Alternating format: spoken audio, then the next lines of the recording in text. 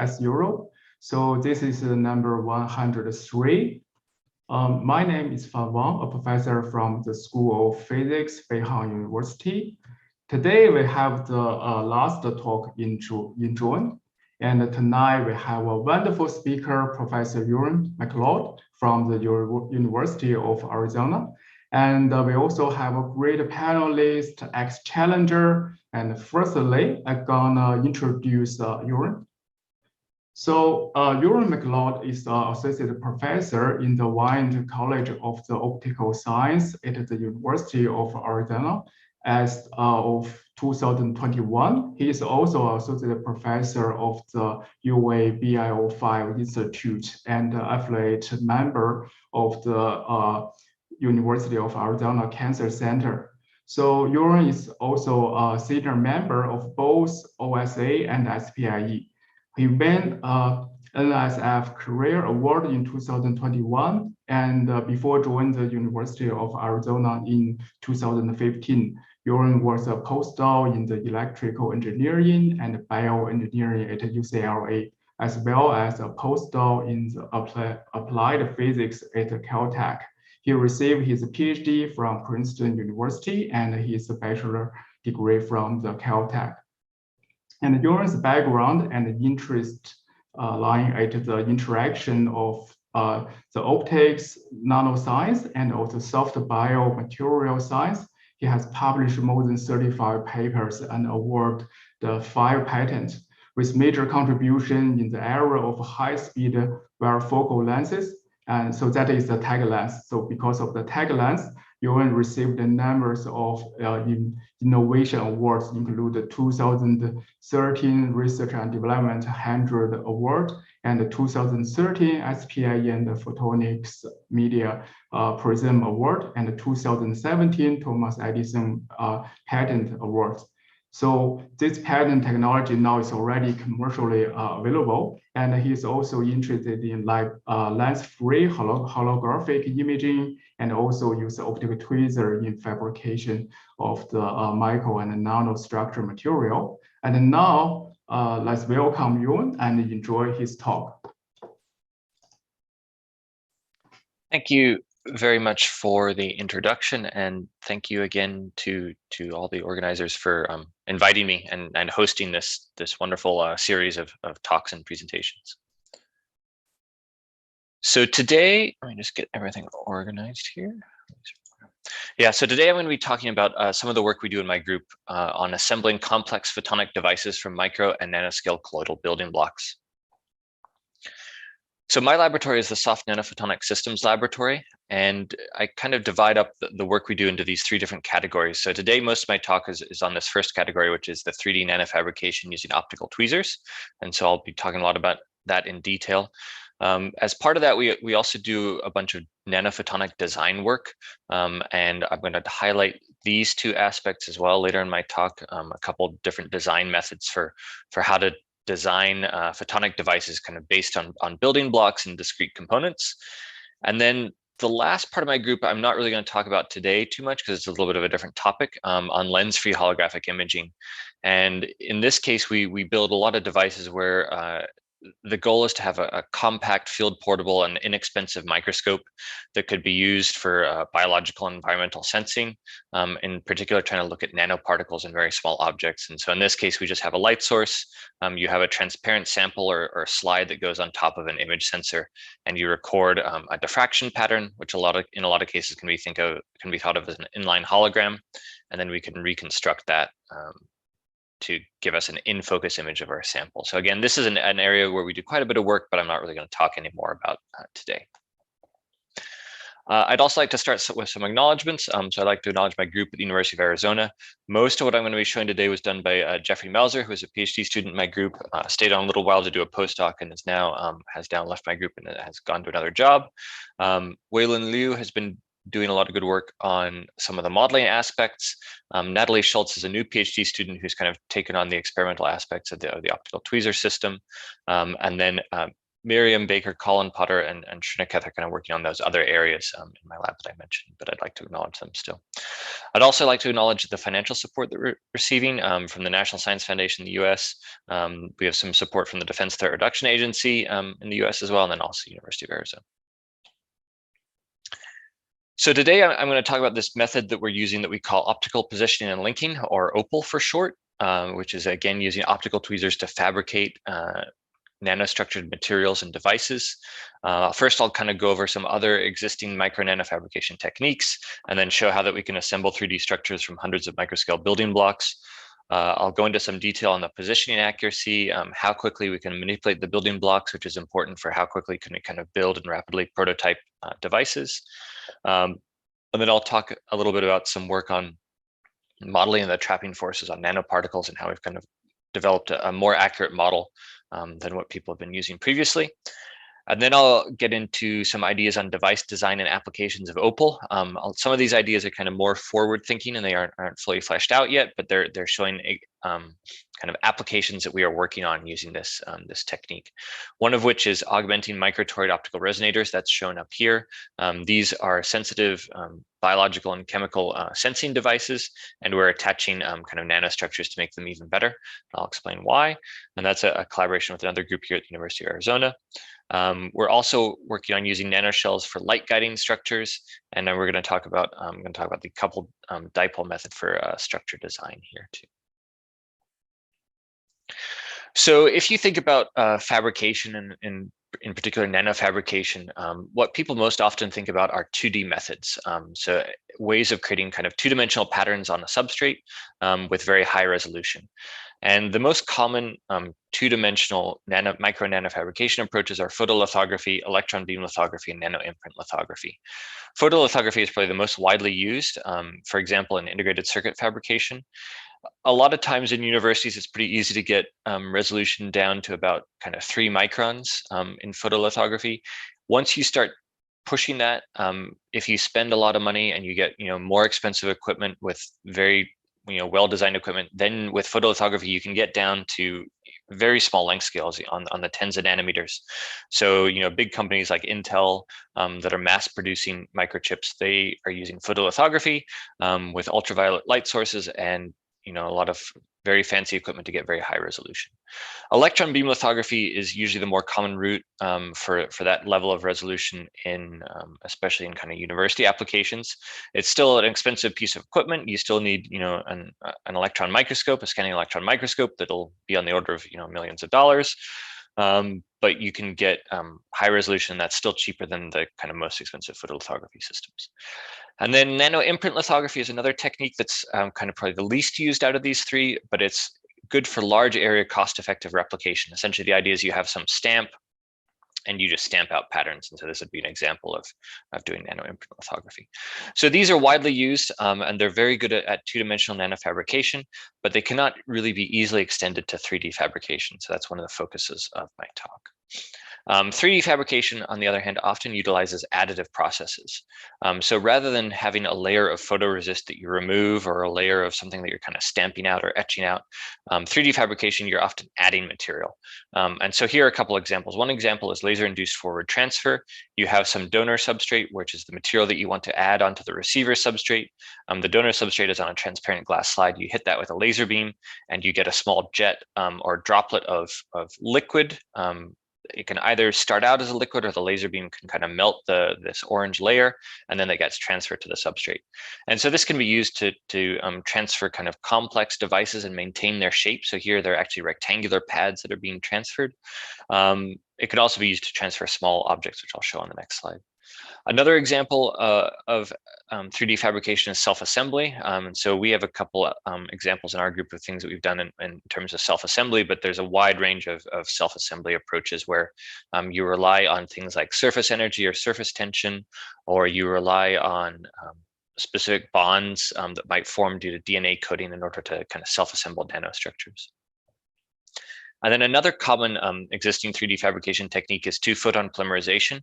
And so this is kind of getting kind of more close to the closest kind of competition to our optical positioning and linking, our Opal approach that I'm going to show here. So in 2-photon polymerization, you have basically a big chamber of resin that's photopolymerizable, usually to light that's kind of in the blue part of the spectrum. So say, for example, 400 nanometer light would photopolymerize the structure. And instead of using 400 nanometer light, you actually use a laser with 800 nanometer wavelength, and it's usually a short pulse femtosecond laser. And the idea is if two 800 nanometer photons hit the same place at the same time, it's somewhat similar to a 400 nanometer photon, and you can get photopolymerization. And the advantage of this 2-photon process is really that you can do individual layers. So rather than photopolymerizing a whole column where the laser hits the system, you photopolymerize only right at the focus. And so by scanning your focus around in your laser beam, you can harden the resin and you can build these sorts of structures. So there tend to be, this has pretty good resolution. There are commercial systems that have been made by this company, Nanoscribe. You can get lateral resolution down to about 150 nanometers. In the Z direction, the resolution is kind of about twice as worse, so maybe about 300 nanometers, which is pretty good. So one of the things we're aiming to do is better resolution. Another thing you notice here is that there's a little bit of curvature near the substrate. So this sidewall that's supposed to be kind of completely vertical, is actually curving a little bit, and that's due to some shrinkage that happens. So because this is being done in a resin with a solvent, whenever you kind of remove that solvent and dry it, everything shrinks, but the part that's bound to the substrate can't, because it's kind of anchored on, and so you get some warping due to shrinkage. And so that's kind of one of the downsides also that we want to kind of overcome over 2-photon polymerization. And then another aspect that we want to kind of expand upon is the ability to integrate different types of material. So with 2-photon polymerization, you can kind of build something out of this photopolymerizable resin, and then you can recoat that with other different types of materials. So there are ways of adding in different materials, but it's not particularly versatile because you can't, for example, have this part be resin, this part be metal, this part be resin, this part be silicon, and kind of introduce very different types of materials. And so that's one of the things we want to do as well. So I think I've kind of mentioned a lot of these challenges, but again, to summarize, many of the challenges with existing approaches include achieving resolution less than 100 nanometers, being able to fabricate complex 3D geometries, things like overhangs and bridges and stuff like that can be difficult with some approaches. Heterogeneous material integration, that's what I just mentioned, where you might want to have dielectrics next to metals, next to very high index dielectrics. Shrinkage can be a problem that I just mentioned also in the previous slide. We also want to be able to augment and repair existing structures. And one of the applications I'm going to show at the end of my talk is kind of very focused on augmenting a microstructure with additional nanostructures that we want to add on. And in a lot of cases, it would also be nice to be able to change feature size on the fly, because in a lot of fabrication tasks, there are large areas that you want to fill with kind of big objects, but then there might be areas where you want a lot of fine detail. And so you want to be able to kind of quickly switch back and forth between small and big objects. And so this on the right is just a kind of a plot that we have from one of our recent review articles looking at these different sort of additive processes of nanomanufacturing. And there's oftentimes kind of a rough trade-off between writing speed and lateral feature size. So if you want to get basically the best resolution, you're over on the left side of this plot, and typically your writing speed is fairly slow. 2-photon polymerization is this TPP, that's this point up here. There's a lot of other points, we just kind of put in one illustrative point. It tends to be pretty good. So the desirable part of this plot is kind of the top left, but even 2-photon polymerization can't kind of get all the way over to the left here. And so this is kind of where we're wanting to head with this approach. So we're developing an optical tweezer platform that we call optical positioning and linking to overcome these challenges. And then I'll just quickly explain what these other acronyms are. LIT is laser induced transfer. So that would be like that lift, laser induced forward transfer. This is direct ink writing. This is electrohydrodynamic printing. And then these are optical tweezers. So again, our technique is an optical tweezer-based technique. A lot of those have been for fairly large particles previously in terms of manufacturing, but we're really wanting to push those optical tweezer techniques further over on the left here. So here are some examples of 3D devices that could benefit from our approach. One of the things we're interested in building are photonic metamaterials, and we're actively working on that. We don't have kind of publishable results yet, so I'm not going to talk too much about these, but this is an area that we're working a lot on. Transformation optics devices that kind of rely on different types of photonic metamaterials. The most kind of famous example of a transformation optics device is an optical cloak. So something that can kind of take light, bend it around an object. And to be able to do this, you need to have a lot of control to build different types of refractive indices throughout your system. But there are other examples as well other than optical cloaks.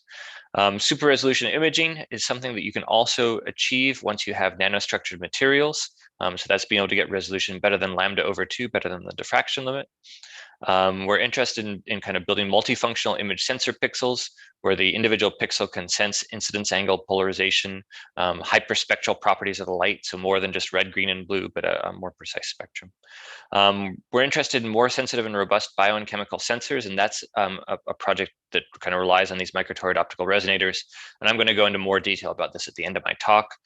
Also, things like high-density photonic interconnects could all benefit from our approach here. So our approach, as I mentioned several times now, is based on optical tweezers. Optical tweezers won the Nobel Prize in Physics recently, just a few years ago, for work done by Arthur Ashkin. And kind of the first seminal paper was 1970, so there was kind of a big gap between when he did the work and when he got the Nobel Prize. But it's an important technique, and it's found importance in measuring biological properties of materials, and as I'm going to show here, also for fabrication. So the general idea is it's based on momentum conservation. So photons carry momentum, even though they don't have mass. Their momentum is Planck's constant divided by the wavelength. And so let's imagine that we have a particle that's sitting in a laser beam. Here, I'm going to draw our particle as kind of a microscale particle, optical tweezers also work for nanoscale, but the kind of the phenomenological understanding is a little bit easier for a microscale particle. So this particle is sitting in a laser beam, but it's not right at the center of the laser beam. So the laser beam is propagating from left to right along the z-axis. The brightest part of the laser beam is right on the z-axis. And then as you move away from the z-axis in the r direction, the beam becomes less intense. So let's assume this laser beam is collimated to begin with. So your light rays are coming in here. We're going to have a dielectric particle. That dielectric particle is going to act like a lens. And so it's going to refract the light. And so our light rays are going to change. And now each time the light gets bent, the direction of the light has changed, and that means its momentum has changed. So initially the momentum of the photons were all pointing in the z direction, but now the momentum has shifted, and there's a little bit of momentum that's in the radial direction as well. And so each time basically the momentum of the light changes, Newton's laws tell us there has to be a force that caused that change in momentum. And so that results in forces that act on this particle. And because ray A came from a more intense part of the beam than ray B, the forces on ray A are stronger than the forces due to ray B. And so if you kind of add all these together, you get a net force that is going to push everything downstream. This is called radiation pressure or scattering force. And then you're also going to result in a gradient force that's going to pull the particle to the brightest part of the beam. And so that's going to pull it toward the z-axis. So now let's imagine that you don't necessarily just have a laser beam that's going straight, the laser beam that has a very tight focus because you've gone through a very high numerical aperture microscope objective. You can have a situation where the gradient force is stronger than the radiation pressure force. So although there's still a downstream force from the radiation pressure, if your particle falls downstream, there is a gradient force that's going to pull that back up to the focus. And so that can be used to trap a particle at the focus of the laser beam. So that's how optical tweezers work. So previously, other groups have used optical tweezers for assembling materials. And these are kind of the best examples we found of that. Most of these examples use fairly large particles. So these particles are kind of 2-micron particles. These particles in this example here are 5-micron particles. This structure is kind of the largest number of particles that have been assembled before. So this is a 5 by 5 by 5 cube of 5-micron particles. Here again, there are some kind of 5-micron and 2 or 3-micron particles here. This is the smallest example we saw, which is 800 nanometer diameter silica, but this is just 9 particles that were assembled. And so our goals, what we're trying to do in our lab is to increase the system scale. So we want to go from, just about 100 particles to many hundreds or thousands of particles. We want to reduce the building block size because a lot of those exciting applications that I just mentioned really rely on having building blocks that are significantly smaller than the wavelengths of light. So we want to be working with nanomaterials rather than micromaterials. And we also want to extend the range of materials. So all of these applications are done with dielectrics. Almost everything is polystyrene. This example is silica, but generally most things are polystyrene. So this is our approach. There's a diagram of our system. We have a fiber laser that's got basically a YAG wavelength. It's not exactly YAG laser, but it's 1064 nanometer fiber laser. It is then brought into free space, and we then send that through the back of a microscope objective. It gets focused down into our sample chamber, and this is where our optical tweezer is going to operate in this microfluidic sample chamber. We have a computer-controlled translation stage that can move around the sample chamber to position particles where we want, and then we have a white light imaging path so that we can see what's going on here. And so in general, the typical approach is we first need to acquire a particle. So we're going to go find a particle that we want to trap. We're going to turn on the optical trap. We're going to bring it to where we want to assemble it. We're going to do some calibration to try to improve our positioning accuracy. I'll talk about that in detail.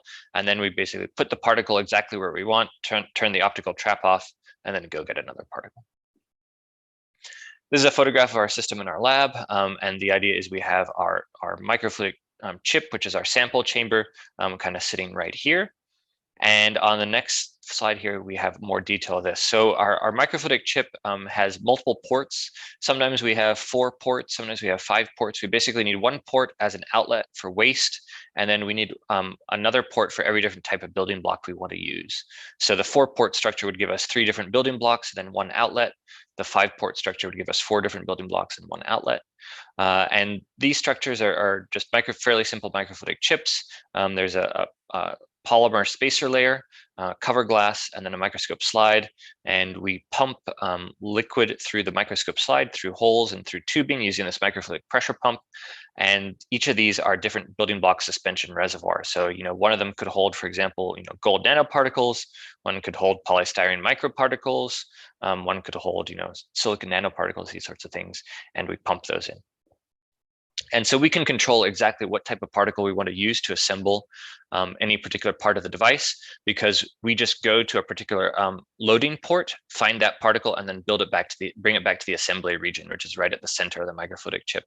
And so this way, we don't have to search too hard to find the particular type of particle we're looking for. All of this is kind of controlled using a LabVIEW interface that my student Jeffrey Melzer has spent a lot of time working on, and this controls all the different aspects. So it controls the camera here, it controls the laser, so we can turn on and off the laser. It controls the translation stage. So what you see here is a particle that's in an optical trap. These red crosshairs here are kind of showing where this is being translated to in this 4-port device. So it's being translated onto this little diamond here, which is a piece of glass where we're doing the fabrication.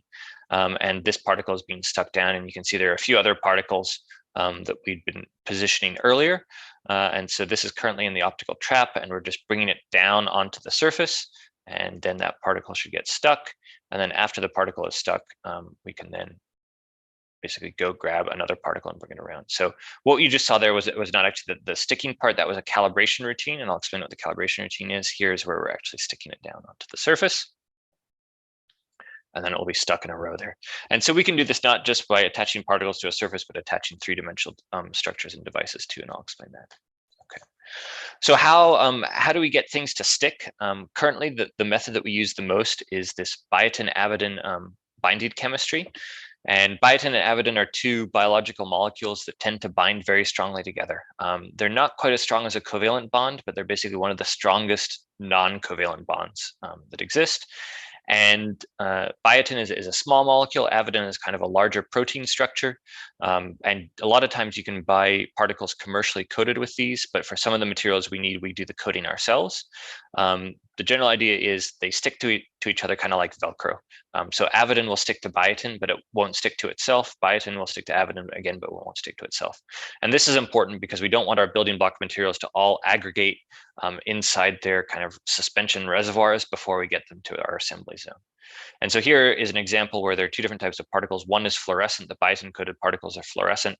The streptavidin-coated particles are non-fluorescent, and we could kind of position them one after another. And we can do this on the surface, or we can do this in 3 dimensions. And again, if we need to do this coating ourselves, a lot of times we can start with carboxylic acid coated particles. So it's very easy to find nanoparticles with this type of coating. And then there's a couple of chemistry steps that's fairly easy to bond kind of things like either biotin or avidin onto these particles. So the key features are particles of the same type do not bind to each other, and after positioning, the binding is permanent. So here are some examples of things we built. This is a single layer microparticle structure. So this is just a 2D system right now. It's not really 3 dimensions. Again, this is kind of like a checkerboard pattern. Every other space on the checkerboard is fluorescent, and then every other space is non-fluorescent. So this shows our ability to handle 2 different types of materials. Half of these particles are biotin coated, half are streptavidin coated. If you look at them in an electron microscope, you can see there's a little bit of surface roughness on the streptavidin coated particles. We think this is really more from the manufacturing capability. This isn't the streptavidin itself we're seeing, but it's really the surface roughness of the particle. And so then we can use the same approach to build 3-dimensional structures. So this is an 8x8x7 2-component microparticle assembly. Again, this is the electron microscope image, and it looks a little bit like a sodium chloride salt crystal. Again, because every other particle in this case is fluorescent, and every other particle has a different surface coating. So with more than 440 building blocks, this is kind of the most building blocks anyone has ever assembled to date using optical tweezers. And here's another example of being able to use 2 different components. Here, these 2 components are 2 different sizes. So these are 2 micron particles and 1 micron particles, and we've kind of built this kind of complicated kind of pyramid structure. These little spots that you see here, this is an artifact of the gold coating we used for the scanning electron microscope. We didn't really do the coating properly, and so we have these kind of little specks and islands of kind of gold as a result of the coating afterwards. So don't get too distracted by those. And again, here there's different fluorescence properties. So these big particles are red fluorescent, and then the small particles are not fluorescent. So you can see that there. So we've been interested in looking at the positional accuracy of this approach. And we can analyze this either in 3 dimensions or 2 dimensions. And the positional accuracy is basically where does the particle end up relative to where do we want it? Where did we wish it had ended up? Where was the design position, which are the optimal coordinates? And from the SEM images, we can kind of figure out what the perspective is and figure out where the particle is. Here in these 3-dimensional objects, the positional accuracy is about 180 nanometers on average. We think this is limited by the bead polydispersity. So if I go back couple slides here, you can see if you look closely that some of these beads are very different sizes. So for example, this bead is much smaller than the others. And so you can imagine if you start stacking things on top of each other, if you have a small bead buried in the middle, that's going to start to affect the positional accuracy of everything above it. And so in some cases, we're limited by that. If you kind of spend a lot of money at companies, you can buy particles that are kind of more precisely sized, and that's one of the things we're going to look forward to in the future. But right now, on this structure, we really think it's limited by bead polydispersity. We've built a bunch of 2D grids. So here we're just looking at 2-dimensional positional error. And here the particles aren't really touching, so their individual sizes don't affect each other too much. And here our positional accuracy is about 60 nanometers. And so we think this is kind of more representative of what is kind of technically limiting our system rather than the limitations by the bead sizes. So in order to achieve that reasonably good positioning accuracy, one of the important features we use is recalibration based on a fixed reference speed. And so the idea is next to each of these structures, a lot of times it's not necessarily shown in these scanning electron microscopes, but it's somewhere else. So a little bit off to the side, we're going to have one bead stuck to the substrate as a reference bead. And we're going to use that to kind of make sure we know where we are each time we grab a particle and come back. And so we need to know that position in X and Y, which is fairly easy because that's just found by kind of looking at the image in the camera of where the particle is, where that reference bead is, and looking at the coordinates on our stage, and then kind of re-homing or re-zeroing the coordinates based on that position. In the Z direction, it's a little bit more tricky, but what we can do is we can kind of scan through focus on the reference bead and then figure out by looking at how does the image change in the camera, we can figure out exactly what the difference is in absolute height of the reference bead versus the height of the stage. And so we can do that a lot of times based on the tail here, because we can't, if we have something in our trap, we can't scan all the way through focus. But as long as we can get some of these ripples, we can figure out exactly where we are in 3 dimensions. And so you can see on these 2 plots, these are plots of how much calibration error was detected after each particle. And so in the XY direction, you can see that the Y direction is a little bit worse for us than the X direction, but we can get kind of errors on the order of 1 micron, which we can then correct back down to about 60 nanometers by using this recalibration approach. And then in the 3D error, which also includes the Z positioning, we can get calibration errors up to about 2 microns. And the longer we spend trying to go hunt for a particle, the worse it is, because typically we're moving the stage around a lot. We might be traveling a long distance, and that's when our translation stage just accumulates positional error. And so the longer we spend hunting for the next particle, the longer it takes to the worse our calibration is, and the more important it is to recalibrate. We've also looked at other effects on positional accuracy. One of the things we hypothesized might be an effect, but turns out was not that significant, was actually the quality of the coating on either the particles or the substrate. So if we're looking at kind of 2D positioning, it might be the quality of the coating on the substrate. So in the substrate, we have a silane peg biotin coating, and we're trying to attach Avidin particles onto these little red biotin groups here. And you could imagine that if your coating is very sparse, that you might not get very good positional accuracy, because there might not be a biotin molecule where you want it to be. And then when you try to attach the particle, it will kind of bounce around and shift to find the closest biotin molecule. So the ideal case would be a nice uniform monolayer.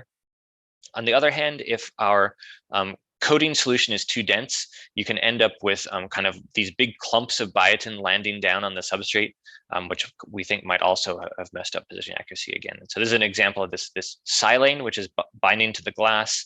We have a peg spacer, and then this is our biotin molecule, which is being used to bind to Avidin. So here you can see the effect. So on the sparse end, yes, it's true, if our surface coating is too sparse, we get very bad positioning accuracy and a large positional error.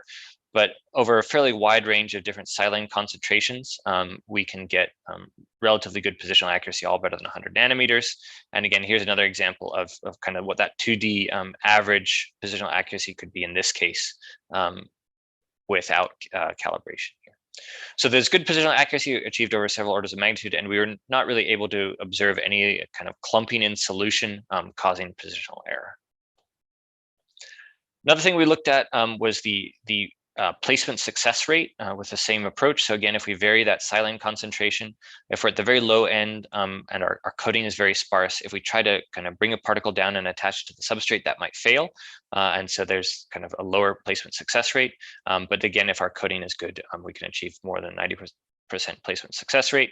We've seen little effect of molecular weight on positional accuracy. So that's another thing we looked at. So the molecular weight is how long this peg spacer is. We were thinking that maybe if the peg spacer is too short, the chains can't find the right conformation for binding. On the other hand, if it's too long, the particle might end up getting kind of pulled by these tethers in directions that we don't really want. But this is another situation where we did not find really a very big effect of the length of this peg spacer in the molecule. Another thing that affects positional accuracy is the laser power. So if our optical trap is too weak, our particle is very loosely held in the optical trap and it bounces around a lot due to Brownian motion. And so that can cause more positional error. But again, if we kind of operate under optimal conditions, we can achieve that 60 nanometer 2D positional accuracy. So if we want to scale this approach to even larger number of particles, that requires being able to move things really quickly. Currently, our approach takes a while. It takes about a minute per particle. And the slowest aspect of that right now is actually the fishing step, where we go hunting for a particle we want to place, because we're still doing that manually. We're very close to automating that in the future, but right now it's still manual. And so because that's a manual step, it's kind of slow. Ultimately, what's going to limit our speed is how quickly, once we grab a particle, can we bring it back to the assembly region once everything is fully automated. So we've kind of looked into how quickly can we manipulate a particle before we lose it. And so in these experiments, what we do is we trap a particle, we increase the speed, we then move at a constant speed, and then we decrease the speed. And so it's being kind of translated over about 1 millimeter of distance. And when it's being translated by the optical trap, there are two main forces. One is the gradient force that's pulling this particle to the side, and I mentioned that before. And then the other is a drag force. And this drag force is really just viscous drag of trying to drag a particle through liquid. And so that depends on the particle size, how fast you're going, the viscosity of the liquid. And so we look for kind of where these two forces come into balance, and that represents the fastest speed we can get. If our gradient force is stronger than the drag force, then the particle stays trapped. Once the drag force becomes stronger than the gradient force, then we lose the particle from the trap. So we've kind of done this test by trying to drag particles faster and faster and faster until we lose them. And here we're plotting the points that's the fastest we could drag it before we lost it. And so again, if we turn up our laser beam power, we can drag the particle at faster speeds. It turns out also that larger particles, well, there's kind of a little bit of an optimum, but microscale particles we can typically move faster at lower laser powers than nanoscale particles. We've also done this for nanoparticles, so silver, gold, polystyrene nanoparticles. We can trap these very small particles and still move them at very high speeds, so these 100 nanometer particles. We're interested in kind of matching this up with some theory. And so the theory is based on the polarizability of the particles. So the more polarizable, the stronger the optical trap, the stronger we can move them. And so we went back and we looked at this paper that was kind of a seminal paper, one of the first papers on optical trapping of metallic particles from a long time ago, from 1994. And we'd spent a while kind of using this approach that was described here. So this polarizability expression is fine. It's a Clausius-Mazzatti expression. But this paper basically said equation 1 is valid when the skin depth, which is kind of the thickness that light can penetrate into a metallic particle, is the skin depth. For most metals, that's about 20 nanometers. Obeys the skin depth is much greater than the particle radius. And here, again, it's in this case for the gold nanoparticles, about 18 nanometers. The skin depth says that if you are trapping a metallic particle that's larger in radius than the skin depth, then you have to have an effective volume because the light is only interacting with the skin of the particle and not the full volume of the particle. So here's an example again. Here, the idea is if you have a very small particle, the electromagnetic field penetrates completely through it, even though it's made of metal. For a larger particle, the electromagnetic field only penetrates the edge or the skin of the particle here. In principle, a lot of this phenomena is fine, but it turns out that that end result of the effective volume doesn't really work very well. So again, this Clausius-Mazzatti expression for polarizability is fine. Metallic particles exhibit a skin depth. That's also true.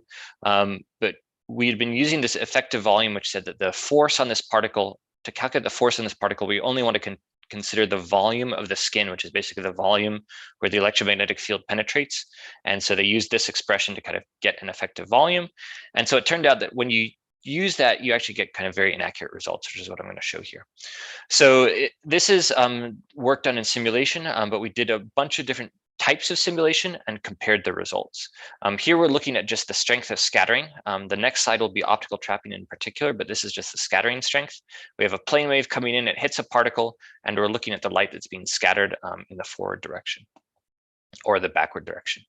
And there again are a bunch of different kind of models and approaches. So Mie scattering is a very accurate model, and so you can think of that as really the gold standard for what is actually going on in this system. And so that's this kind of blue and light blue and brown curve, and so that would be the strength of scattering as a function of particle size. The Clausius-Mazzatti relation is just that simple equation on the previous slide. There's something called a radiation reaction, which provides us a little bit of benefit in a very small region. And then these are these two skin depth models, either with or without radiation reaction. And so here, what we're looking for is basically how closely do these different approximations track this light blue line. So again, the light blue line is the gold standard, and you can actually see that the skin depth correction models lie significantly below the line. And so there's a good amount of error that's kind of almost 10% up to 100% error in a lot of cases for those skin depth models. Whereas if you just use either the Clausius-Mazzatti relation or the radiation reaction, you can get a little bit better performance. And so here, the radiation reaction really just gives you a little bit better performance at this intermediate size right here, because the yellow line is keeping a little bit lower error. It basically tracks the blue a little bit better in this region than the green. So we can apply the same approach to optical forces, because the optical forces are really just based on the scattering of light. So here, this is looking at the lateral optical force. So this is kind of like the gradient force. And we can do the same sort of simulations as before, the Clausius-Mazzatti approximation, radiation reaction, and then with skin depth. And here the gold standard is going to be a simulation that was done using a finite difference time domain method using Maxwell's stress tensor, which is another way of calculating forces on the system. And so again, you see here that the green and yellow lines give us the lowest error until the particle becomes so big that we kind of lose a dipole model entirely. But the green and yellow lines basically give us the lowest error, whereas any of these skin depth correction models are more error prone. Okay. And this agrees with previous experimental findings too, which we discuss in this paper. I'm not going to show some of those other groups' experimental findings, but we think we've explained why this model doesn't apply. And people continue to use this effective volume model for kind of many years, and recently, even though it's a fairly old paper, it's been kind of widely used for a long time. Okay, so we now think we have a fairly good theoretical understanding of how these forces affect nanoparticles and also microparticles. If we want to move even faster, so I've kind of shown you the bottom left part of this plot already where these lines are linear. There's a linear relationship between trap power and maximum trapping speed. But if we want to go even faster, we need to increase the laser power. And so as we keep pumping up the laser power, there are a couple things that happen. One is our translation stage actually cannot move smoothly at high speeds. It starts to vibrate. And so that's what's going on over here. But another thing that can happen is particle heating. So if you turn up your laser power too much, your particle can start to heat. We typically see stable trapping disappearing at trap powers of about 150 to 250 milliwatts, which is still a fairly high power laser if you consider that's being focused down to a very small spot. Based on estimates of absorption, cross-section of the nanoparticles, and heat transfer of the liquid, we attribute this to water vaporization and microbubble formation. So one of the questions we were kind of wondering is, why is there this transition to nonlinearity, especially for these nanoparticles, where we would initially expect this line to be linear, a linear relationship between trapping speed and trap power, but eventually they start to kind of roll over, they start to become nonlinear. And so we looked at several different explanations. One explanation we considered was perhaps the particles gain thermal energy, increasing their Brownian motion, which kicks them out of the trap. So if you think about the potential energy of this system, if we're dragging our trap to the left, or to the, basically to the left in this case, in one direction or the other, we're dragging our trap horizontally. What that effectively does is it tilts our potential because our particle is going to be preferentially pulled in the direction of the trap. We still have a potential well down here at the bottom, which is where the particle is being trapped. But perhaps what's happening is our Brownian motion is kicking this particle around back and forth and back and forth. And if it gets too much energy, then it jumps over this kind of activation energy barrier and we lose the particle. And so we can kind of model the probability of this happening. All these activation energy processes scale as something like e to the minus energy over kT, where kb is Boltzmann's constant. But if we calculate this, is called a Kramer's escape time calculation. We actually don't really see any kind of linear behavior and nonlinear behavior in theory. So this cannot really explain what's going on. So the increased Brownian motion due to increased temperature from particle heating cannot really explain this transition to nonlinearity. So what we think is really going on is that is water vaporization. We don't think we're getting quite hot enough for the particle to melt. These are other things that could kind of be destabilizing our trap. If we want to look at this theory and figure out exactly how this is working, what we can do is we can calculate the temperature change that we expect to see on the particle is equal to the rate of laser heat absorption divided by basically the rate of cooling. So there's some rate at which heat is being pumped into the system by the laser. There's some rate at which it's being cooled due to heat transfer to the surrounding liquid. And it turns out that cooling is dominated by conduction. So even though this is a lot of times, if you think of something in a fluid, a very hot object in a fluid, and it's being cooled, convection is important or advection is important in cooling. It turns out due to the size scale of the system that the cooling is dominated by conduction. So we don't really have to worry about convection or advection. The relevant scale here is something called the Peclet number, which we've calculated, which is much less than 1. And so in this case, the particle temperature that we would expect to see based on different laser power and based on the absorption cross-section of the particle, we'd expect to see temperature rises on the order of tens of degrees. We expect surface roughness, which we haven't modeled here, to generate even hotter hotspots. And so what we think is probably happening is our temperatures maybe getting close to 100 degrees, which would be kind of once we get up to boiling. So let's say we start at, this is a delta T. So let's say we start at room temperature of 20 or 25 degrees. Once we get up to a delta T of 75 degrees, we'd reach boiling point of water, and we might have some microbubble formation. And so we think that the combination of this absorption plus even hotter temperatures due to surface roughness on the particle is likely creating microbubbles, and that's why our traps are failing at these high speeds. And so based on this theory, we can then calculate regions in which we think we can maintain stable trapping based on the particle diameter and the laser power. So again, if the laser power is too low, our trap isn't strong enough. And so we really want a trap well depth of at least 10 kT. So if our laser power is too low, we're below this white curve, we don't have a strong trap. If our laser power is too high, we start to vaporize the water and we also lose the trap. So there's a small region that's really the region between this white and pink curve where we think we can get stable trapping depending on the particle diameter. And you'll also note that if you're working with metallic particles, once you get up about up above about 150 nanometers, you can't really trap them, and this is something that people have seen before. So the major conclusions here, again, heating is calculated based on the absorption cross-section of the nanoparticle. It's dominated by absorption by the particle and not the surrounding liquid. Despite the high-speed, cooling is dominated by conduction, not advection. The steady state temperature is determined by balancing heating and cooling, and trapping windows of a few tens of milliwatts to hundreds of milliwatts for nanoparticles are supported both by experiment and theory here. This is just a kind of a quick look. I can kind of go through this a little bit faster at what we think the maximum speed is of the particle divided by the laser power. So this is in a linear regime. So max trapping speed divided by laser power for different particle diameters. And again, we have kind of reasonable agreement between theory and experiment for range of size of materials. The metals are a little bit lower experimentally in terms of speed than what we'd expect to achieve theoretically. Again, we think that's probably due to some surface roughness on the metallic particles. But otherwise, we have a pretty good understanding of the experimental and theoretical aspects of this. So to summarize here, in terms of our trapping speed and what this means in terms of potential for 3D manufacturing, in this publication, we were able to show maximum trapping speeds on the order of 150 to 220 microns per second. That's what I've been talking to you about for the last kind of 5 or 10 minutes here. We can trap particles as small as 100 nanometers. Recently, we've kind of gotten a better translation stage, which doesn't have that vibration problem that I mentioned, and we can go a bit faster. It depends, again, on particle size. So for these kind of microscale particles, we can go up to 750 microns per second. For the nanoparticles, we actually got a little bit of a boost there, 350 microns per second for the nanoparticles. And then compared to all the previous work looking at how quickly can people manipulate microparticles or nanoparticles, we're significantly faster. And we also are kind of pushing this size range. We're working with these nanoparticles rather than microparticles. And if you want to have a point of comparison, it's not really kind of a direct comparison. It's a little bit like comparing apples to oranges, but I included this here for the speed of 2-photon polymerization. They have a couple different modes. One is using a piezo stage to kind of do the raster scanning of the laser beam, which is kind of similar to what we're using. We're using a piezo controlled stage. So they get similar speeds there.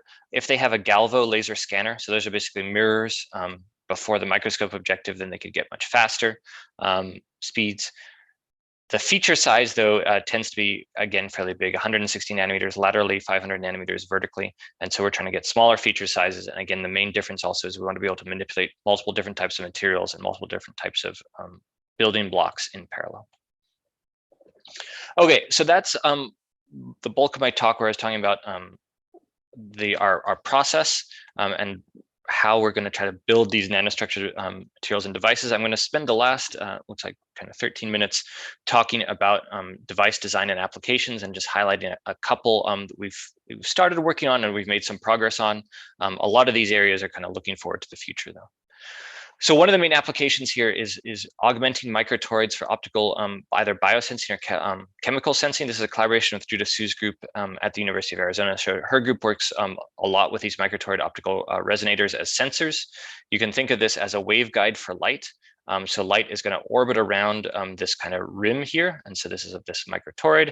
If you think of where the light is, it actually gets pushed to the outer part of the rim. So this would be kind of a simulation of the cross section. And so this light is being pushed to the outer part here. There's a little bit of the light that actually evanesces out of the microtorid structure. When analyte molecules interact with that evanescent field, they basically increase the effective refractive index of the guided mode. They slow the light down a little bit, and so that changes the resonance wavelength. So the resonance condition would be if you do a full round trip, is that equal to an integer number of wavelengths in the system? And so when you're on resonance, you get this kind of very strong resonance effect. And then when things bind, your resonance shifts. And so by tracking that shift in resonance, either in terms of wavelength or in terms of frequency, you can determine what's binding. So if we want to detect very small objects, we require either a very narrow, sharp resonance, which corresponds to a high quality factor of the resonance. We need to also be able to localize the peak of this very accurately, perhaps localize the peak even more accurately than the line width. And also we want a very large interaction between the analyte and the optical mode, because that's going to lead to a large shift for a small object. So one of the challenges in this system is how do you get the light in? So if I go back to this diagram here, this is an electron microscope image of this microtorid optical resonator. but the light is being confined in this resonator. So how did the light get into the resonator in the first place? You don't see any other kind of waveguides or light delivery structures in this system. So there are a bunch of different approaches people have used to either couple light into microtoroids or microspheres. It's a very similar challenge if you use a microsphere for a microtoroid. The problems with these existing approaches, depending on which ones you're looking at, are they can be fragile. So there's a color coding. So the blue approaches here have these kind of problems. The red approaches have these problems, yellow there. So they're either fragile, they're vibration sensitive, which is not good for kind of field portable sensors or flowing analytes.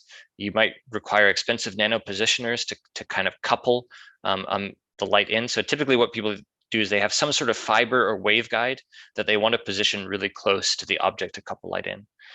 It might be incompatible with the microtoroids itself. You might have irregular mode fields or spectra and these chaos-assisted coupling approaches. You might have poor control over which mode you're coupling into, poor efficiency, or degradation of the quality factor. So out of all these different kind of coupling methods, it turns out the most commonly used is this tapered optical fiber coupling. The idea is you take an optical fiber, you heat it and stretch it and pull it so it becomes kind of like a strand of honey almost. It's very, very thin. And then you bring it such that the evanescent region of the fiber is touching the evanescent region of your resonator, whether that's a sphere or a toroid, and that's how you couple light in and out. So that's kind of the most common approach people use, and that's what we're trying to do a better job with. The reason why we don't want to keep using that is it's fragile and precise alignment has to be maintained throughout the experiment. So here you see this is a top view of one of these microtoroid optical resonators, and on the bottom you see this tapered optical fiber. We think grading-based couplers can solve these problems because the idea is if we can attach nanoparticles directly to the side of the microtoroid, it'll be robust in vibration and sensitive because they're directly attached here. These two structures are kind of freely supported, and so if there's a vibration, it will cause them to vibrate relative to each other. With direct attachment, they vibrate together, and so it becomes vibration insensitive. We are going to fabricate this using the Opal procedure that I've been talking about. The coupling we think can be facilitated by low-cost optics, and the grading can be designed to maintain a high quality factor and select a particular mode, and there's sufficient coupling efficiency. So nanostructure design requires accurate simulation, which is still a challenge. So what we've done so far is we've simulated this. The large size of the toroid, which is usually about 90 microns compared to the wavelength, makes it challenging to perform a full wave simulation because we just need too many grid points in our simulation. You can either do 2D simulations, either axisymmetric or plan view. So this would be an axisymmetric simulation. This would be a plan view simulation. They do not accurately model, basically, I missed the word there, do not accurately model the 3D nanostructures interacting with the 3D toroid. Smaller toroids could be modeled, but again, you're kind of changing the system and perturbing the system. What we're doing is we're using a wedge shape approach, and we kind of got this idea from a previous paper here, this Kaplan paper, but we've made some modifications. So this previous approach used mirror boundary conditions on the wedge, and so what they found was they found a standing wave because basically their light was bouncing back and forth in the wedge when it hit this mirror. In our case, we're using a traveling wave solution. And we were able to do this by kind of implementing these new Floquet wedge boundary conditions combined with a beam envelope method. And so this is our 3D geometry of our wedge. We have these kind of special boundary conditions on the two sides. And the beam envelope method permits a reduced mesh density, which allows us to kind of simulate larger structures than we would without being able to use that. We validated this by comparing to axisymmetric simulations for a bare toroid to make sure we get the same quality factor. So our approach, our Floquet wedge beam envelope method, FlowBEM, is accurately reproducing the mode field and Q factor in these 2D simulations. And then here is an example of a potential gold nanorod grading. So they're pretty small nanorods in the simulation. That's the aspect ratio. The pitch is 200 nanometers. And then here they're actually separated a little bit in simulation. There are ways we could build in a separation experimentally, but we're still looking at other designs to be able to do that too. So here you can see examples of how we're able to couple light in to the cavity in simulation.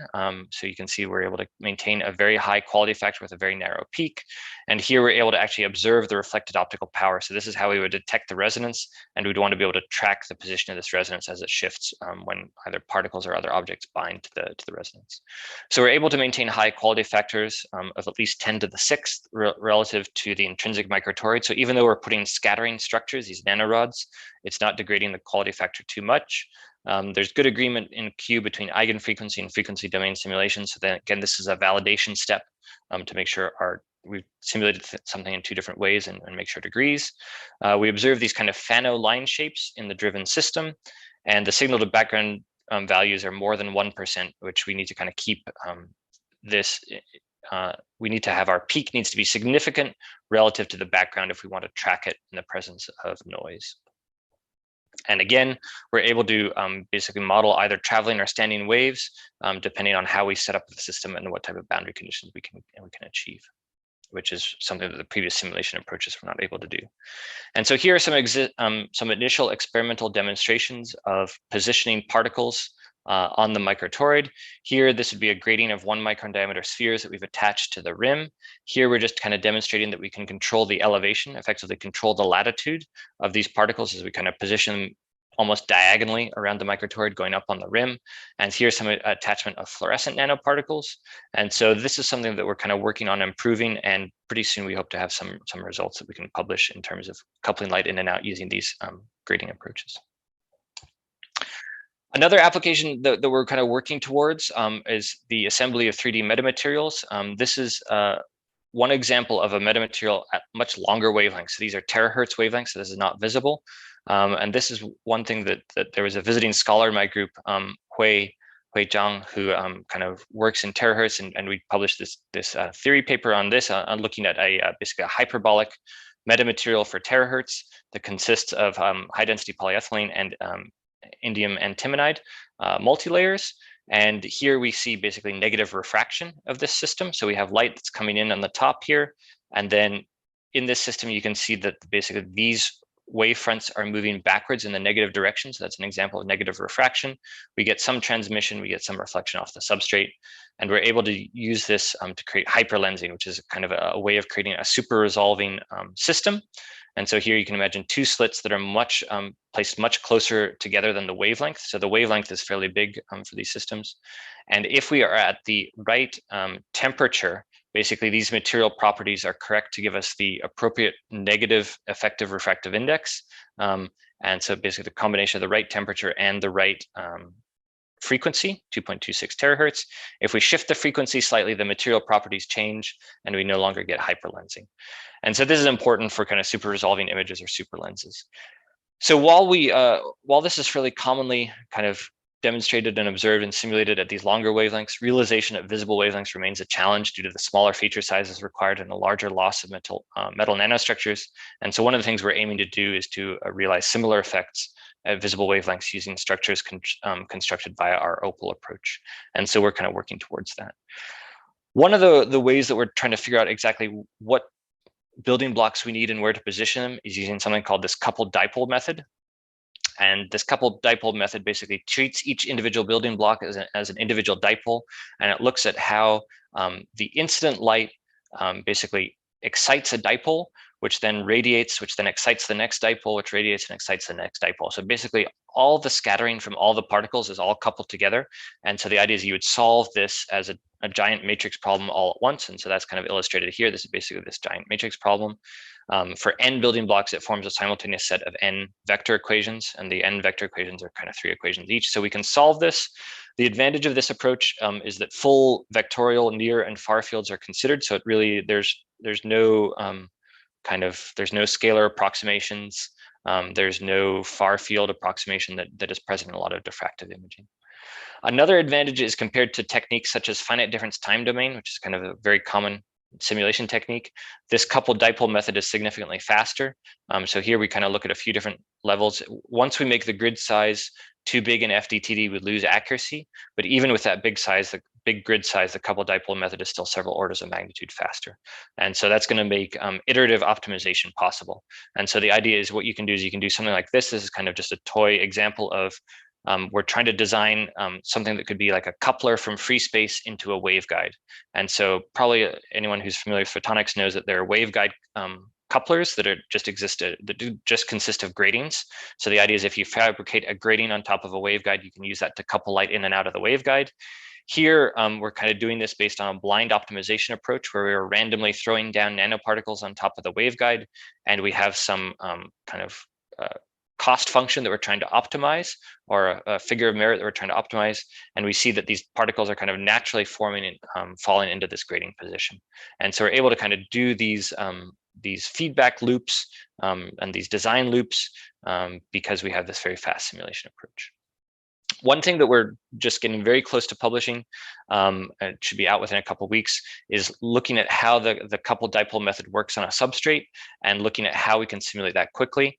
It becomes a little bit more of a challenge because basically you have the dipoles are coupled not only to each other directly through free space, but they're also coupled through reflections off of the substrate.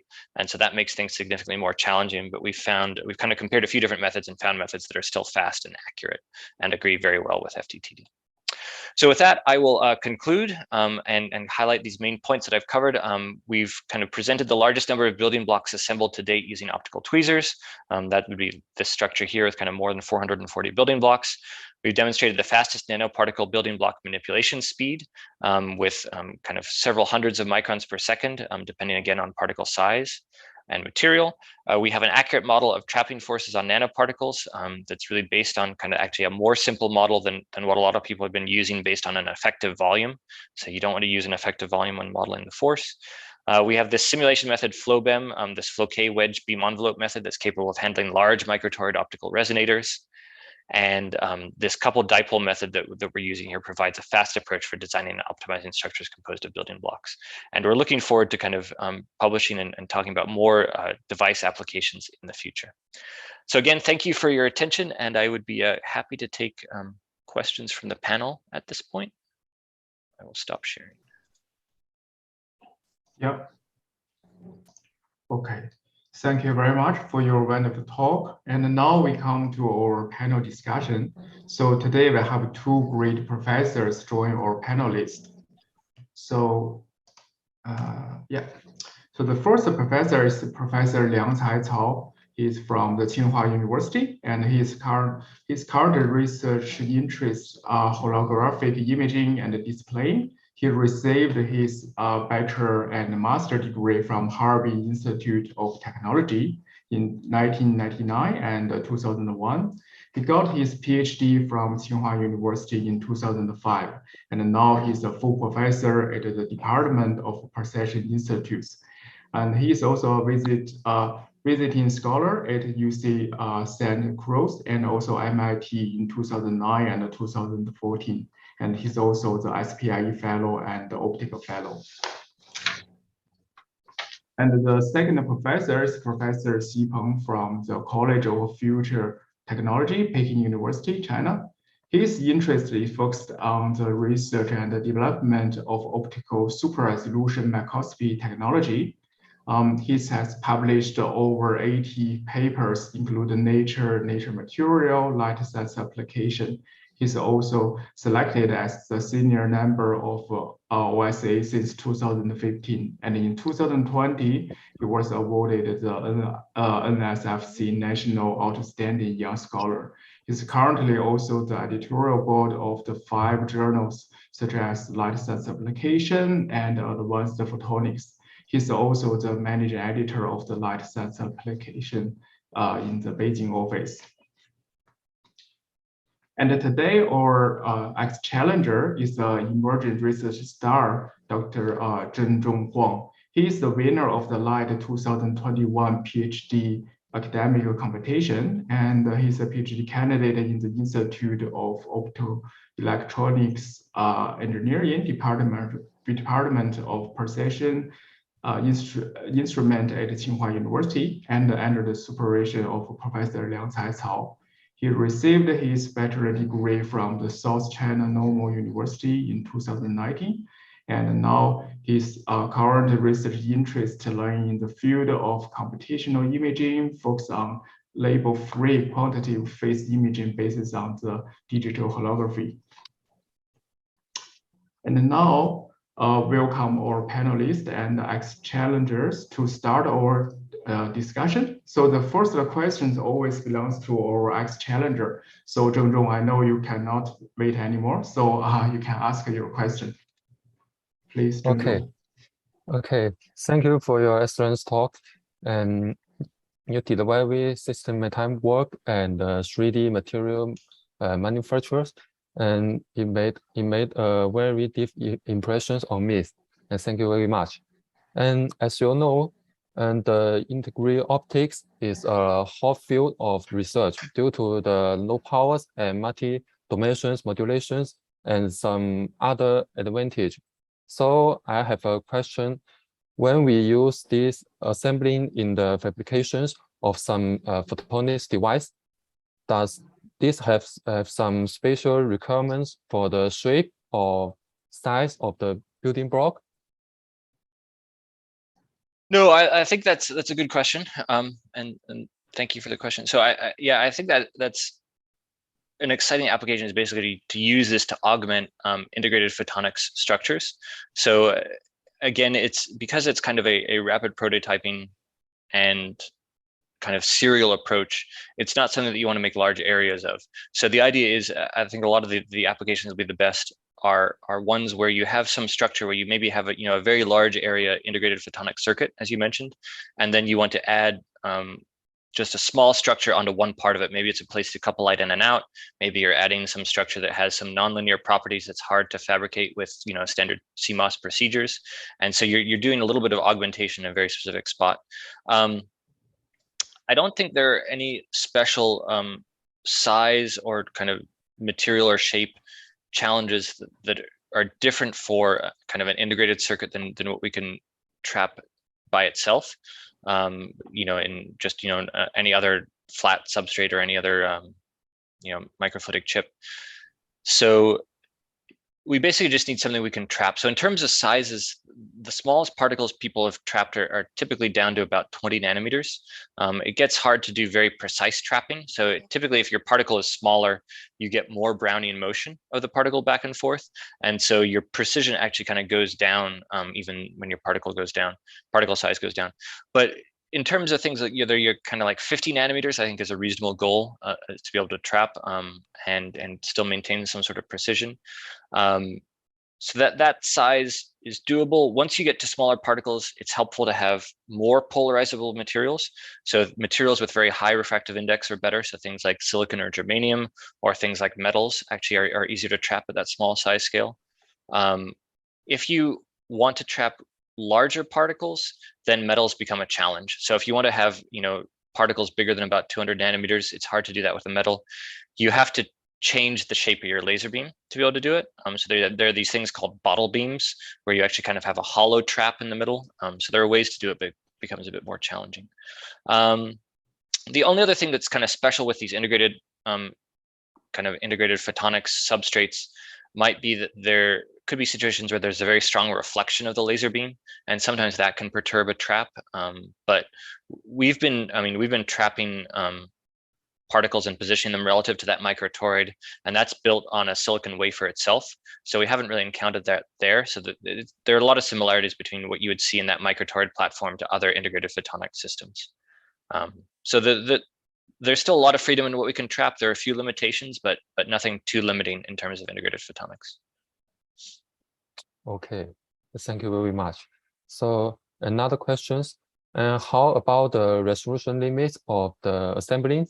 And if the resolution is small enough, maybe it can expand to the integrated optics, like the nano gratings or the metal materials. Yeah. So there are kind of two aspects to the resolution. One is what's the smallest particle we can trap, which I ended up kind of answering in the previous question by accident. And so again, resolution kind of experimentally, the best resolution in terms of trapping could be 20 nanometers. But the bigger challenge is really precision. So right now, with what we kind of showed, we have this kind of precision of about 60 nanometers. So the idea is if we put a particle down, did it go where we want it to go, or did it kind of drift to the side a bit? And so it drifts a little bit in terms of 60 nanometers. So if you're working with particles that are much smaller than that, it doesn't necessarily make sense probably because they didn't end up where you wanted them to end up. So that I think is the biggest challenge in terms of resolution for us. I think that's something, a lot of that challenge can actually be overcome with better kind of instrumentation almost. So it's one of these problems where if you throw more money at the problem, you can do a better job. So if you have, better vibration isolation control. You have more accurate, more expensive translation stages. These sorts of things can kind of solve that problem, because that problem exists in, for example, electron microscopy or scanning tunneling microscopy. People are able to position, you know, a probe with sub-nanometer precision. So in principle, that position should be there, and we're not really limited by the Brownian motion for these larger particles. So the kind of summary is, I think 50 nanometers should be doable without too much effort, and then with a lot of effort, maybe even smaller than that. Okay, thank you very much. Very nice talk. Thank you. Thank you for the questions. Good questions. Great. Okay, so Professor Peng, do you have any question? Yeah, Yuan, thank you very much. You have a very nice talk. So, I noticed that you mentioned the advantages of the 3D devices that could be benefit from your Opro is a multifunction image sensor pixel for different incident angle, polarization, and Hep spectral. So that would be a very nice, very innovative device for computational imaging. So, so do you have any application for your device to working on the imaging pixel? And you have some, yeah. So the part of that we're kind of the most interested in working on, I have one student who's kind of working on that aspect, is to do the angle sensitive imaging. And so the idea is, with that, you could build basically a 3D camera. So the idea is your pixel doesn't tell you just the intensity of the light that's hitting it, but it tells you where the light came from. And so once you know that information, you can kind of backtrack and figure out where the light came from. So there are a bunch of people who have done similar things before. There was a company called Lytro that made like a 3D imaging camera, and there are a bunch of others. It's sometimes called integral imaging, sometimes it's called light field imaging, but that's kind of that main application would be to do that 3D imaging. What would be different about our approach is that it should be on a smaller scale. So a lot of times these 3D imaging, what they require is they require a microlens array, which is, you know, hundreds of microns for each lens, and then each lens has an array of pixels below it. And so it ends up that if you kind of think of this system, you actually have to have a fairly large object. So it's difficult to build into like a cell phone, for example, because of the actual physical size of the optics from having these larger structures. Even though the microlens array sounds like it's small, it turns out that you need to have larger optics to help couple the light in and out. And so we think with our approach, we could build particularly small and compact and lightweight 3D imaging or light field imaging. Yeah, so now for the meta lens, some novel devices, the efficiency, energy efficiency is a challenge. So do you have any expect on your device, or what's the energy efficiency? Yeah, so for things like metamaterials or meta lenses or meta surfaces, the efficiency is a lot of times limited by absorption in the material. So initially, you know, 10 years ago, all the meta surfaces were made out of gold nano antennas, but metals tend to have a fairly strong absorption. And so recently people have been using high index dielectrics, things like titanium dioxide or silicon or germanium nanoparticles. And so that's what we're wanting to do with our system too, is we're wanting to really start to build stuff as much as possible out of these high index dielectrics like silicon and germanium, which should have a lower loss and be more efficient. One of the challenges we found actually is for things like silicon or germanium nanoparticles is finding high quality, nice spherical particles.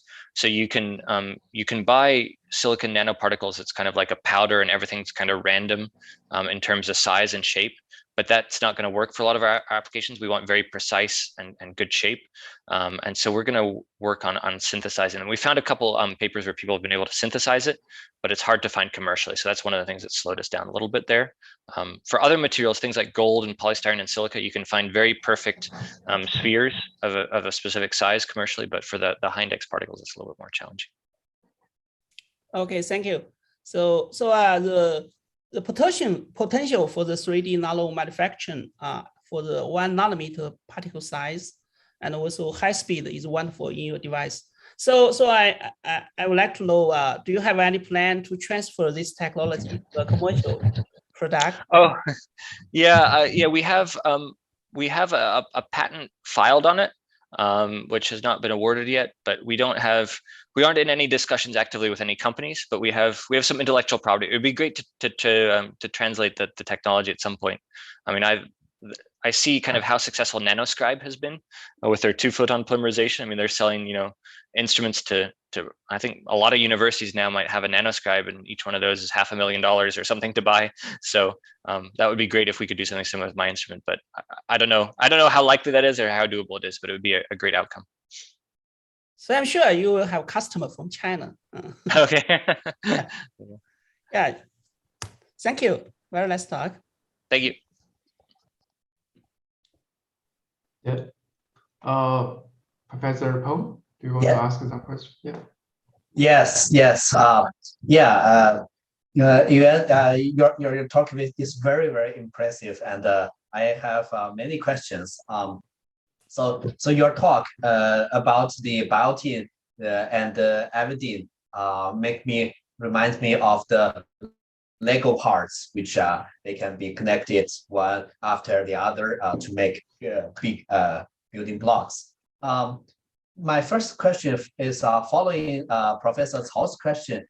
Do you think polarization can be one other degree of freedom for us to operate on building blocks with large aspect ratio, such as rods?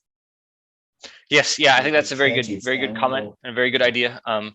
We've thought about doing that. We haven't implemented it in our system yet, but yeah, the idea is that the nanorods should align with the polarization direction. So it'd be a way to give you some orientation control, so you can basically turn the rod and position it where you want. Yeah, that's a great idea, and we hope to be able to do it. But yeah, it's a very good question. Okay, sure.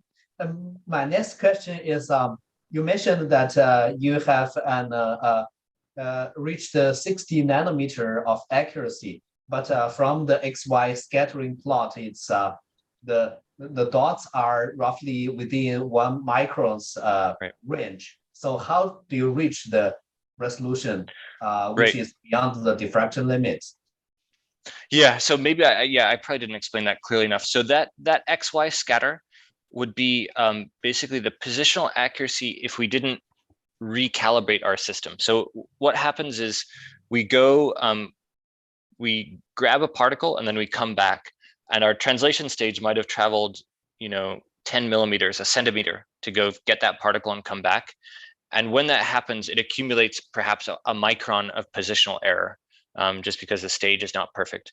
But then what we do is we recalibrate our system by looking at where the objects are that we're building.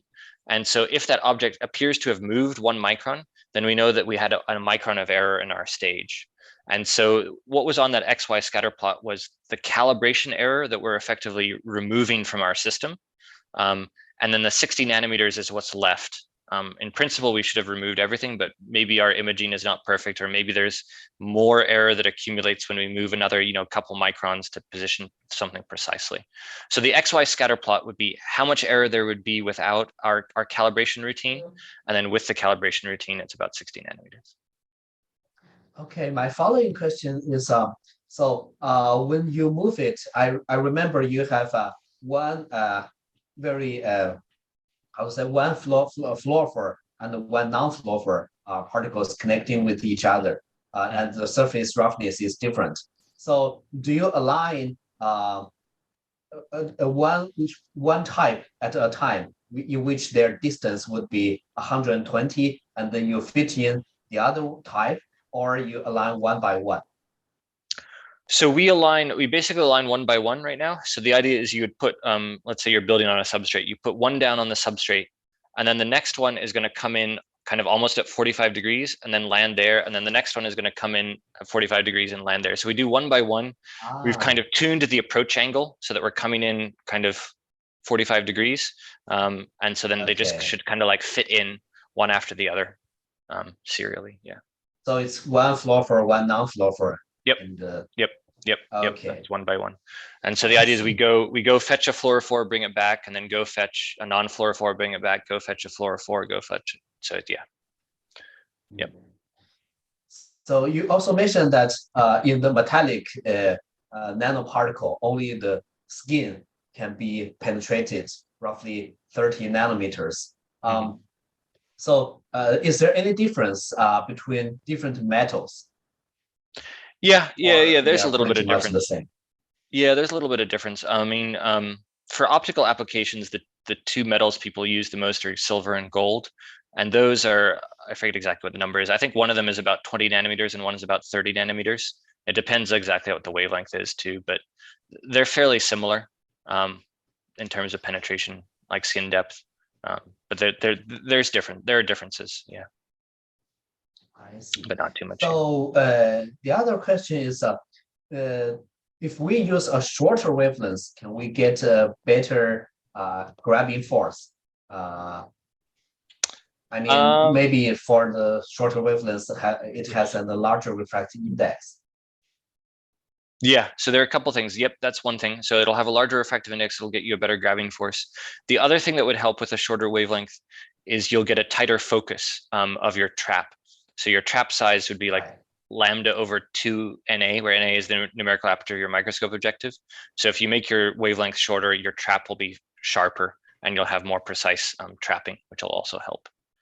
So yes, shorter wavelength would help.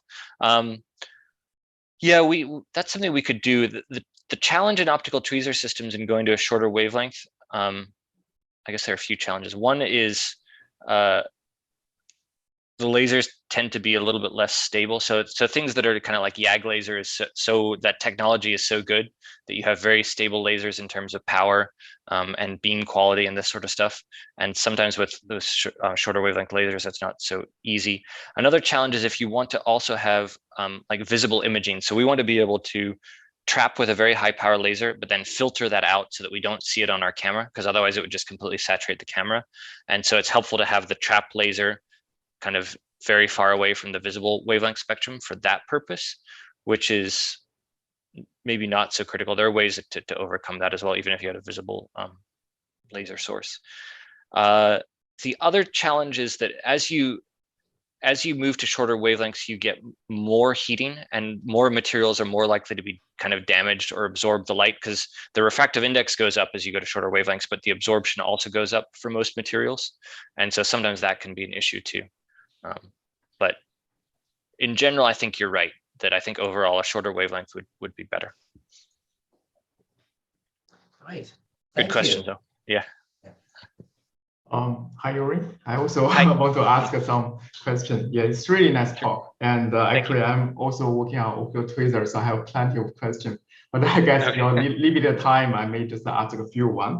So firstly, it's not a question, but you mentioned that silicon. I do remember about 10 years ago, we also tried to find some like silicon nanoparticles. So it's really hard. And finally, we found some pieces, but we found the like a differential for the different polarization. Anyway, and I also remember like about 10 years ago, Peter Bosuski tried using different type of nanowire make a quantum. So that is kind of in relation to Zheng Zhong's question. So they may use different type of PN semiconductor nanowire, make some PN junction or something. So the question is, did you try to use this kind of semiconductor nanowire or something to build some circuit like attach on one? No, we haven't tried that yet, but that would be a good idea. And I think that kind of builds into or links into the question about using polarization to control orientation of things. I think that would be helpful if we're building things with high aspect ratios. So we haven't tried that, but it's a good idea. Yeah. Oh, and another technical question is like, what is the standard derivation of your distribution, the trapped particle? Like the CV, the coefficient of variation. Yeah. So it's, well, it depends where we get them and what we use them from. There are some, basically the best is about 5% in terms of standard deviation divided by the mean. The coefficient of variation is about 5%, but a lot of them it's more like 15%. Again, it depends on where we can get them. There's one company called Nanocomposites, which sells kind of this ultra uniform distribution of gold nanoparticles, which is the 5%. But that's typically the range, the 5 to 15. Yeah. Okay, and when you trap a particle, like what's the it's pretty much in a potential well end. and you have for Brownian motion, you have the distribution, and what's the standard derivation of that one? The position distribution of your trapped the particle. position distribution. Let me see. I don't know if I can share the slide again.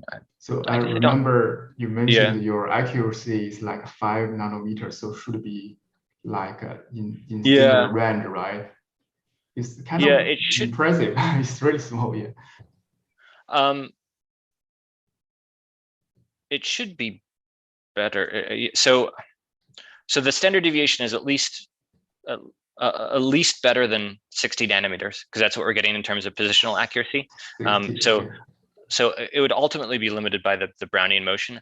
I think our 60 nanometer positional accuracy is not actually limited by Brownian motion. I think it's limited by other errors in our system, like vibrations and stage and all that sort of stuff.